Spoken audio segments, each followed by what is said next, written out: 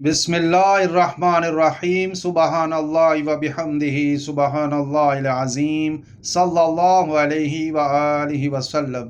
ناظرین کرام السلام علیکم۔ بغداد سے خراسان تک سلطنت کی سرحدیں پھیلی ہوئی تھیں، بلند و بالا قلعے، زرین تخت، محافظوں کی صفیں اور دربار میں جھکنے والے درجنوں غلام۔ لیکن ان سب کے بیچ ایک نوجوان بادشاہ ابراہیم بن ادہم اپنے دل کے اندر ایک عجیب سی بے سکونی محسوس کرتا تھا۔ دنیا کی ہر آسائش کے باوجود اس کا دل خلا سے بھرا ہوا تھا۔ راتوں کو وہ قصر کے کمرے میں بستر پر کروٹیں بدلتا رہتا، سونے سے پہلے گھنٹوں چھت کی طرف دیکھتا اور سوچتا رہتا، یہ سب کچھ ہونے کے باوجود دل بے چین کیوں ہے؟ آخر سکون کہاں ہے؟ ایک رات جب محل کے خادم سو گئے، ابراہیم بن ادہم نے آنکھیں بند کیں۔ نیند کی گہرائی میں وہ اپنے تخت پر بیٹھا تھا کہ اچانک ایک نورانی شخص دروازے سے داخل ہوا۔ اس کے ہاتھ میں ایک برتن تھا۔ وہ سیدھا تخت کے قریب آیا اور بولا، اے ابراہیم، یہ تخت تمہارا نہیں، یہ امانت ہے۔ تم اس کے مالک نہیں، صرف محافظ ہو۔ لیکن افسوس، تم اس امانت کو اپنی ملکیت سمجھ بیٹھے ہو۔ یہ کہتے ہی وہ شخص غائب ہو گیا۔ ابراہیم بن ادہم نیند سے جاگ گیا، پسینہ اس کے ماتھے سے بہہ رہا تھا۔ خواب نے اس کے دل کو ہلا دیا۔ صبح جب سورج کی پہلی کرن محل میں داخل ہوئی تو اس نے محسوس کیا کہ زندگی بدلنے کا وقت آ گیا ہے۔ بادشاہ شکار کے لیے نکلا۔ گھوڑے پر سوار ہو کر اس نے تیز دوڑ لگائی، تلوار کمر پر اور شکاری کتے آگے۔ جنگل کے اندر داخل ہوتے ہی ایک ہرن اس کے سامنے آیا۔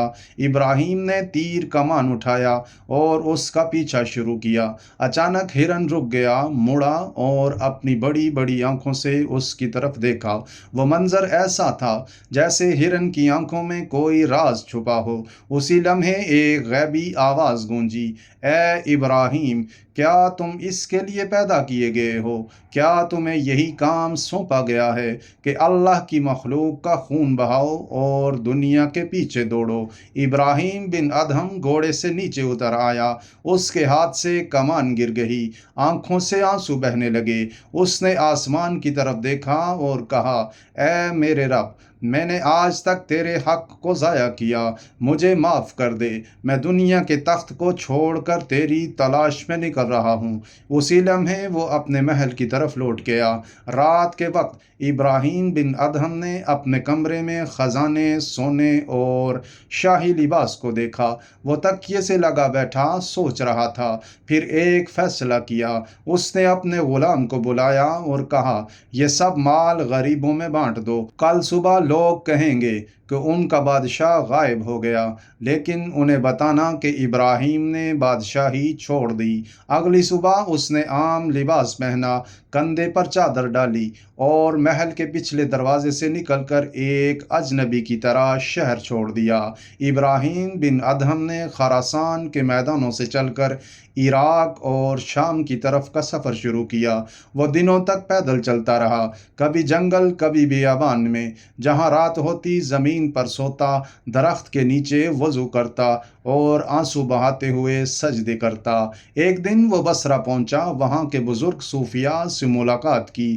حضرت فصیل بن ایاس رحمۃ اللہ علیہ، سفیان ثوری رحمۃ اللہ علیہ اور دیگر علماء نے جب اسے دیکھا تو حیران رہ گئے، کیا یہ وہی ابراہیم نہیں ہے جو تخت پر بیٹھتا تھا؟ وہ عاجزی سے کہتا ہے، ہاں وہی ابراہیم ہوں، لیکن آج میں گناہوں سے تائب ہو کر اپنے رب کی طرف لوٹ آیا ہوں۔ ابراہیم بن ادہم کی زندگی بالکل بدل گئی۔ وہ راتوں کو عبادت کرتا، دن میں مزدوری کرتا، کبھی کسی باغ کی رکھوالی کرتا، کبھی کھیتوں میں مزدور بن جاتا۔ لوگ جب اسے دیکھتے تو کہتے، یہ شخص بادشاہ تھا، آج مزدور ہے۔ وہ صرف مسکرا کر کہتا، آج میں اپنے نفس کا بادشاہ ہوں۔ اس کی عاجزی اور زید کی شہرت دور دور تک پھیل گئی۔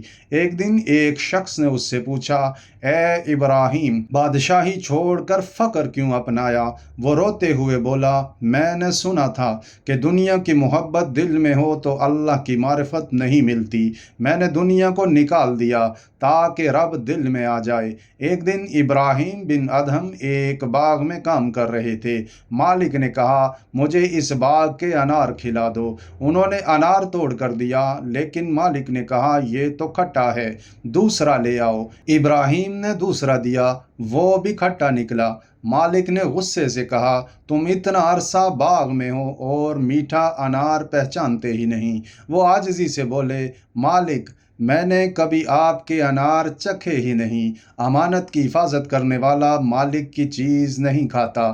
یہ سن کر مالک حیران رہ گیا اور کہا تم ولی ہو، دنیا والے ایسے نہیں کرتے۔ سال گزرتے گئے، ابراہیم بن ادہم کی عبادت، زید اور عاجزی نے ہزاروں لوگوں کے دل بدل دیے۔ ایک دن وہ شام کے علاقے میں ایک کشتی پر سفر کر رہے تھے۔ سمندر کی لہریں بلند ہو رہی تھیں۔ انہوں نے کشتی کے ایک کونے میں بیٹھ کر آنکھیں بند کیں۔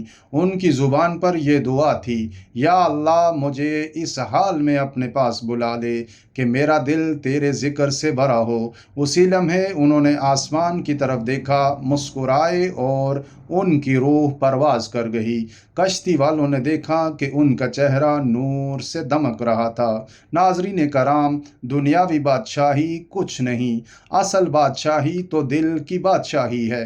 سکون دولت میں نہیں، اللہ کی یاد میں ہے۔ توبہ کرنے والا چاہے گناہوں میں ڈوبا ہوا ہو، اللہ کا دوست بن سکتا ہے۔ اللہ کے ولی وہ ہوتے ہیں جو دنیا کو چھوڑ کر اللہ کے لیے جیتے ہیں۔ اللہ کریم آپ سب کو برکت اور عافیت عطا فرمائے، آمین یا رب العالمین۔ جزاک اللہ خیر۔